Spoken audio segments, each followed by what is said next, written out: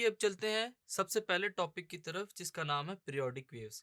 हम देखेंगे कि पीरियोडिक वेव्स किस तरह होती हैं और वेव्स के अंदर जो पीरियोडिसिटी होती है वो किस तरह कंटिन्यू रहती है।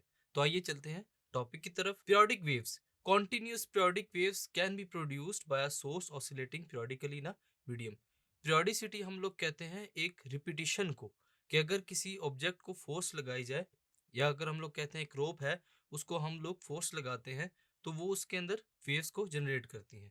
As the source oscillates it disturbs the particle of the medium, कि जो पार्टिकल है मीडियम के उसको डिस्टर्ब किया जाता है जब हम लोग उसके ऊपर फोर्स लगाते हैं। And set them to vibrate with some amplitude and frequency, और वो जो पार्टिकल्स हैं वो वाइब्रेट करना स्टार्ट हो जाते हैं with some frequency and amplitude causing wave motion. तो इस कैटेगरी को हम लोग क्या कहते हैं स्टूडेंट्स? वेव्स। और ये जो मूवमेंट है या मोशन है हम लोग इसको क्या कहते हैं?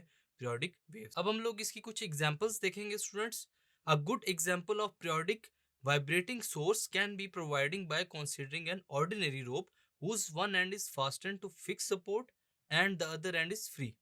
हम लोग एक रोप को देखते हैं जो इसकी बेस्ट एग्जांपल है, जिसका एक एंड बंधा हुआ है किसी फिक्स्ड एंड के साथ और एक फ्री है।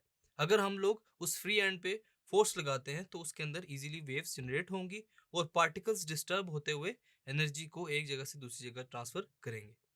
The other example is a more effective demonstration of a periodic oscillating source is provided by an electromagnetic vibrator।